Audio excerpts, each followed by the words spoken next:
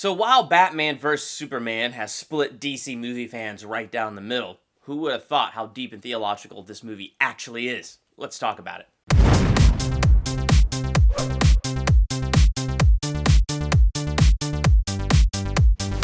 Welcome to Durbania, I'm Durbin, and this is my theological analysis for Batman vs. Superman, Dawn of Justice. Like I said earlier, this film is pretty controversial amongst DC film fans, but one thing that is pretty clear about this movie is it is pretty deep and theological. I mean, who would have thunk it, right? And the place where this movie I think gets really deep and theological is with Lex Luthor Jr. and with Bruce Wayne. Because both Lex Luthor and Bruce Wayne are doing something we've been doing with Superman in the last several movies and live action iterations of him, and that is making Superman a godlike figure. We put this messianic picture on him, this Jesus-like picture on him where he is this savior of the world because he's so powerful, he's so good, he's like all of this stuff. So you look at Man of Steel, same kind of deal. Like when Zod shows up the night before Superman hands himself over to be arrested and reveals himself to the world, he's in a church and he's sitting in a pew talking to a priest, in a sense, praying, figuring out, looking for wisdom as to what he should do. And while he's doing that, behind him is a stained glass window with a picture of Jesus in the Garden of Gethsemane, the night before Jesus handed himself over to be arrested to lay his life down for us. And it's no coincidence that Superman was 33 years old in Man of Steel when he became Superman.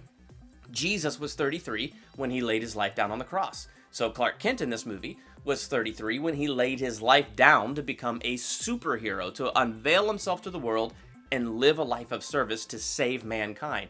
And so it's no coincidence that these things exist in these movies because it's that type of Messiah picture that we're putting on Superman. Well, Lex and Bruce are not oblivious to this, and they have both put that on Superman. And not only have they put that on Superman, but they've taken their anger towards God and they've put that on Superman as well. They have a deep-rooted anger towards God, towards the claim that he's all-powerful and all good, and now they've put that anger towards Superman. So let's first look at Lex Luthor Jr. Boy, do we have problems up here. The problem of evil in the world. The problem of absolute virtue. But what he reveals here is he's angry. He's angry at Kal-El because, as he says, God is tribal. God takes sides. No man in the sky intervened when I was a boy to deliver me from daddy's fist and abominations. So if God is a father, Lex Luthor's picture of a father is an abusive father. He does not have a good picture of a father. He doesn't have a good picture of God. And he firmly believes God is a fraud. Because if the claim is God is all good and all powerful, and that is the claim, well, bad things happen on this earth. So now there's a problem of evil. So God must be a fraud. If God is all powerful, he cannot be all good. And if he is all good, then he cannot be all powerful. And neither can you be. They need to see the fraud you are. So God must be a fraud because he can't be all good, or he can't be all powerful. And he wants to expose that fraud. There's this anger there with this angry picture of God that he has. There is an anger there, and that anger is manifesting with the appearance of Superman. I mean, Lex Luthor even says, love the sinner, hate the sin. He threw that line out there because it's like, I'm sure some part of him realized, yeah, this is a good guy. But Superman's existence offended him deeply. And it really was this deep-rooted anger that he has towards God. You were never a god. You were never even a man. And Bruce Wayne is dealing with the exact same type of anger. Throughout this movie, what we keep seeing with Bruce Wayne is these constant nightmares and these flashbacks to his parents' death.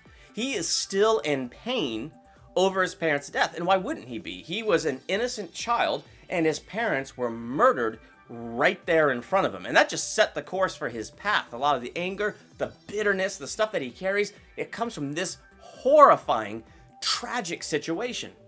And one of the most revealing scenes in this movie towards Bruce's motivations to Superman are when Superman is lying on the ground, he wraps the cord around Superman's ankle, and he's dragging Superman across the floor, and right before he starts flinging him around in circles into all the pillars and stuff like that, he's declaring things like, I bet your parents taught you that you were here for a reason and a purpose, and that your life has a purpose.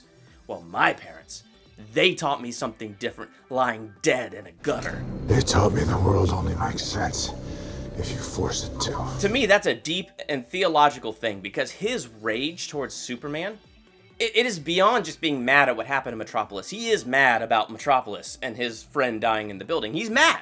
He is. I'll give him that.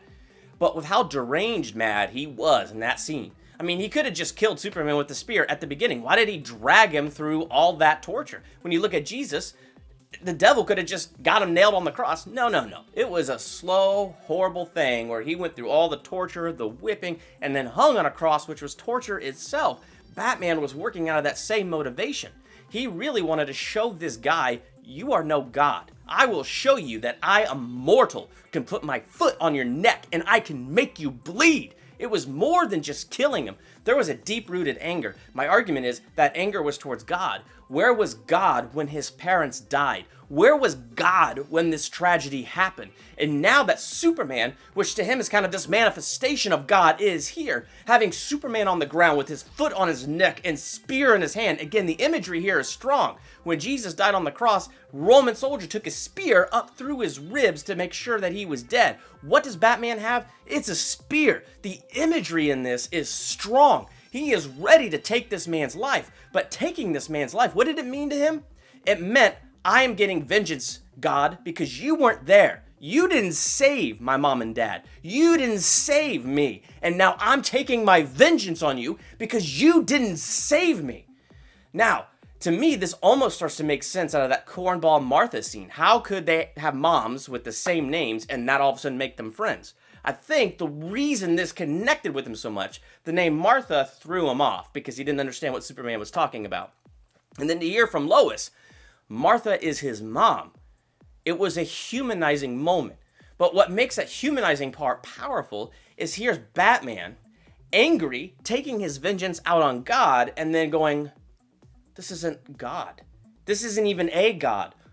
This is a man. This is a man. This man has a mother. I mean, you can almost just see something break in his head. Something just broke. And he didn't even know what to do with it. He just backs away. He throws away the spear for all the smarts that he has. The world's greatest detective. That deep-rooted anger that he's been carrying since his parents' death against God, against the world, against whatever, didn't allow him to see Superman's goodness. And so he was kind of deranged in what he was doing to Superman. And in that moment, it's like his eyes were open to the truth of who is this guy? I think it's a really good picture of what we humans do naturally. Sometimes in this world, bad things happen to good people. And what we want to do is construct a narrative around that. We want to figure out why.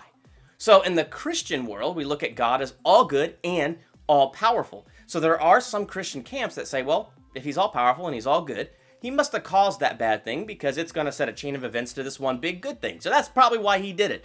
I don't subscribe to that theory, but at the same time, I can understand we're all just finite beings trying to grasp the infinite and trying to construct a narrative around why do bad things happen to good people? And you know what the truth is? I don't think there's a good answer. We're on this side of eternity. Where are we going to find a good answer? There's this verse in the Bible that I think is very poignant. Deuteronomy 29:29. And it says, the secret things, they belong to God. But the revealed things, they belong to us. What gives me peace about that verse is there's things that I don't know. So I'm not going to build a theology around what I don't know. So I'm not going to try to blame God for what I don't know. I'm not perfect. I get mad. But the point is I got to look at what I do know. So what do I know? I know that God created Adam and Eve in a garden, and he gave them dominion over the earth, and he told them to subdue it. He also gave them free will because he wants them to freely love him, not be robots, loving as a program, which then wouldn't be love. It's just them fulfilling a program. He wanted children to be a good father to. He wanted them to love him freely, and he wanted to love them freely back. So he had to give them a free choice. Mankind made a bad choice and yielded to the devil, which brought a curse upon this whole world, okay? That's revealed in the book of Genesis, those first 3 chapters. What else is revealed? John 10:10, Jesus makes something very clear. He says, it is the thief who comes to steal and to kill and destroy, but I have come that you might have life and have it more abundantly. What else is revealed? John 3:16, for God so loved the world that he gave his only son, that whoever believes in him will not perish, but they will have everlasting life. What else is revealed? Jeremiah 29:11, I know the plans I have for you, declares the Lord. Plans to prosper you and not harm you, to give you a hope and a future. Who did he say that to? He said that to Israel, who at that time, because of their rebellion, because of their mistakes, they were in the midst of 70 years of captivity. And he said to them, I have good plans for you, even in the midst of that. What else is revealed? Jesus said, in the world you will have trouble. But this next part is key. But take heart, I have overcome the world. The interesting picture about Superman is this. He's in this world, but he's not of it. He's a citizen of Krypton. So being in this world, but being a citizen of Krypton, he is now in this world with incredible gifts. And with those incredible gifts, he can do amazing things in this earth. When we let Jesus in our hearts and start a relationship with him, we are suddenly in this world, but we're not of it anymore. We're actually citizens of his world. And now we have gifts in which we can do incredible things. Just because we give our lives to him, it doesn't mean our troubles come to an end. Superman was in the world and not of it, but he had some trouble, right? Even so, he is victorious, and I can't wait for Justice League where we get to see this guy come back to life. I'm pretty excited to see that. The point that I'm making is Jesus does reveal things to us that we can cling to and have hope in. We don't always understand why things happen. But maybe it's not about trying to understand why things happen. I think what we need to understand is the character of Jesus, who he really is, that he is good. He has good thoughts towards us. He has good plans towards us. And when we have that relationship with him, when bad things happen, he will bring good out of it.